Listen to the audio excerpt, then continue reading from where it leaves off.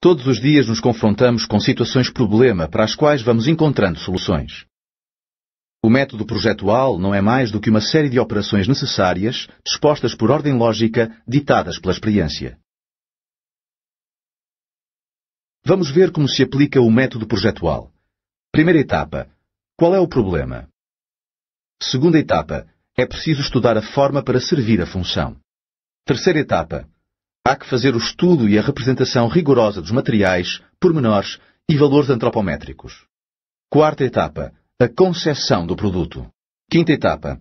Agora é preciso testar a eficiência do objeto nas vertentes antropométricas e mecânicas. Sexta etapa. É hora de avaliar a solução desenvolvida.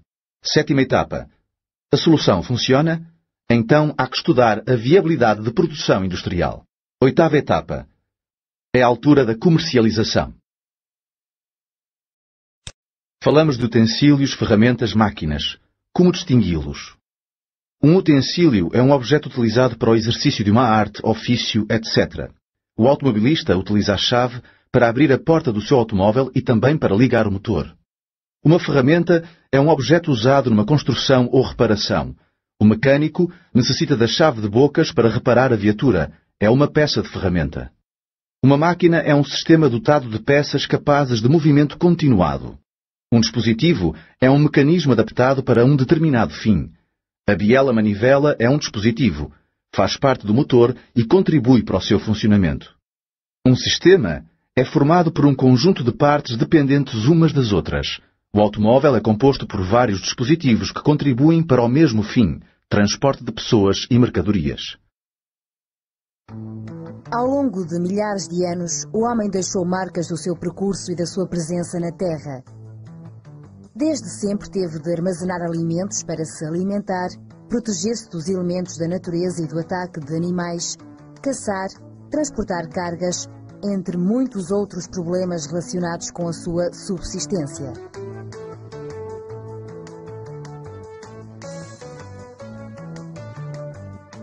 Através de uma observação atenta do mundo que o rodeia, o homem tem vindo a colher informação de modo a organizar o seu espaço social e criar equipamentos que simplifiquem o trabalho do dia a dia. A superioridade técnica que o homem possui em relação às outras espécies animais reflete-se na sua capacidade de idealizar e construir objetos de valor estético, utilitário e afetivo para desempenho de funções específicas. A este facto, acrescenta-se a possibilidade de serem manuseados, o que determina o seu modo de viver. A articulação entre o cérebro que pensa e a mão que executa foi muito bem conseguida na nossa espécie. Assim, o nosso cérebro pensa os objetos e a mão constrói e executa os instrumentos ou ferramentas para utilização nas mais diversas atividades. O processo resulta de uma relação entre a função de um objeto e a sua forma, o material com que ele é feito, os seus princípios de funcionamento, os conhecimentos tecnológicos e o seu processo de produção.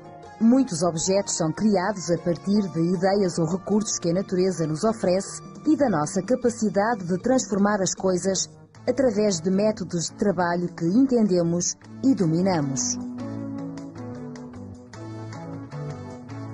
Depois da Revolução Industrial, o homem aumentou a quantidade de produtos através da rentabilização da sua produção, atendendo a fatores económicos.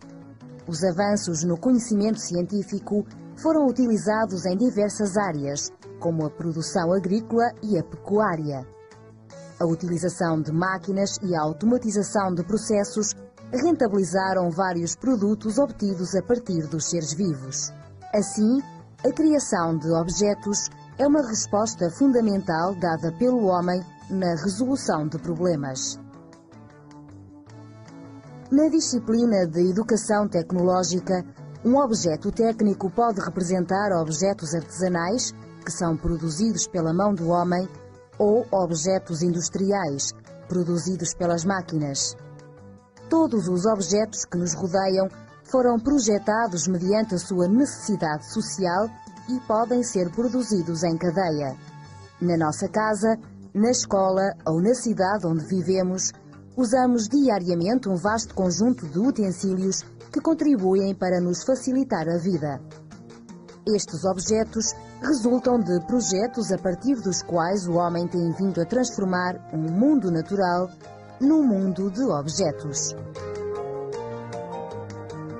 A produção em cadeia e a organização de processos de fabrico industrial resultaram da necessidade de se rentabilizar, a nível económico, a produção e, ao mesmo tempo, diminuir o preço para os consumidores. A nível social, o início deste tipo de tarefas levantou algumas questões, dado que o desgaste provocado pela execução consecutiva de tarefas provoca um grande desgaste nos operários industriais. Enquanto que o desgaste das máquinas é muito facilmente ultrapassado, o desgaste psicológico e físico dos trabalhadores passou a ser uma preocupação social. A partir dos meados do século XX, levantaram-se questões relacionadas com a automatização de tarefas e a pouca exigência de aprendizagem dos trabalhadores, uma vez que o seu trabalho apenas consistia em tarefas repetitivas.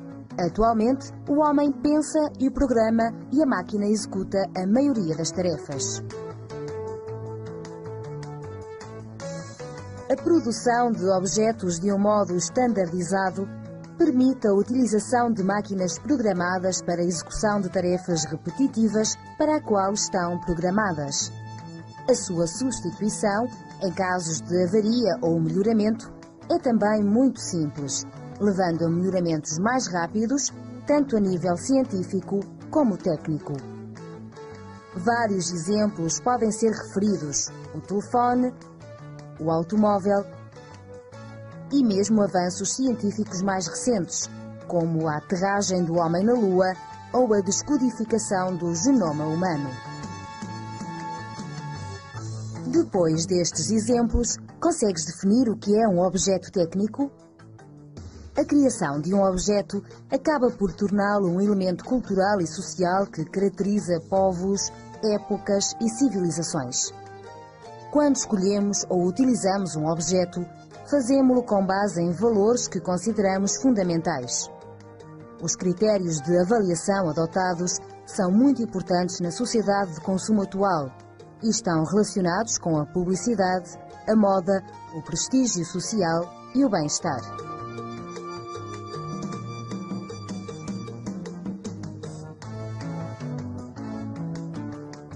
Como exemplo, pode-se distinguir a seguinte situação: o material de laboratório é importante para um cientista, mas uma serra é mais importante para um serralheiro, ou seja, os objetos técnicos têm uma função específica.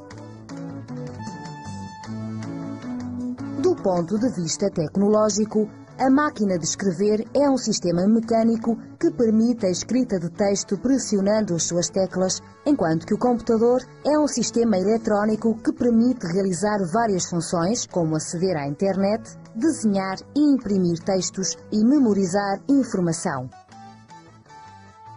Do ponto de vista técnico, um objeto pode ter a mesma função e, no entanto, ser construído em diferentes materiais. Na perspectiva económica, os produtores procuram entender as opções que o consumidor irá tomar na altura da compra, produzindo os objetos que correspondem aos seus interesses. Por isso, tentam rentabilizar a produção, utilizando matérias-primas aliciantes, quer a nível económico, quer a nível estético ou tecnológico, e controlam a produção de modo que os objetos produzidos sejam uma cópia fiel do seu protótipo.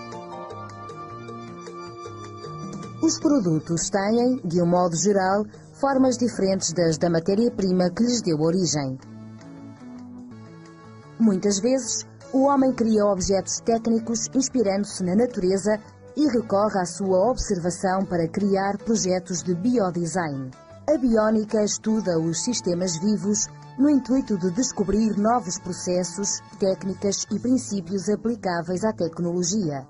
O corpo humano é, de todos os sistemas naturais, o mais perfeito dos organismos. Como tal, é o modelo mais utilizado na criação das máquinas artificiais que lhe copiam a estrutura e o modo de funcionamento. Outros exemplos são a semelhança de forma entre as barbatanas de animais aquáticos e das barbatanas dos mergulhadores, entre a forma de um alicate e a das pinças de alguns crustáceos, assim como na semelhança de alguns sistemas de radar com o funcionamento do sonar de um golfinho. Quando olhamos à nossa volta, deparamo-nos com objetos que consideramos muito simples. Uma esferográfica, um clipe, um telemóvel ou um computador. Contudo, a construção destes objetos envolve uma grande quantidade de técnicas e de procedimentos. Em todo o processo de criação de um objeto, o design tem prestado uma colaboração preciosa em todos os ramos da ciência e da arte. Contribuiu para o desenvolvimento das comunicações, desde a invenção do telefone, da rádio, do cinema ou da televisão. O design acrescenta ao desenho inicial de um projeto uma intenção, procurando dar resposta a problemas concretos. A criação de um objeto pressupõe que este terá sempre uma função atribuída que só se completa quando este é utilizado. À medida que o objeto se vai desajustando à função inicialmente atribuída, o valor simbólico desse objeto tende a aumentar.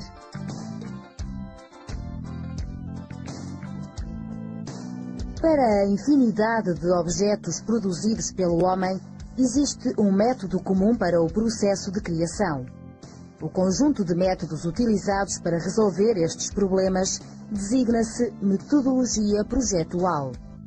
O princípio desta metodologia é obter o melhor resultado através do menor esforço possível.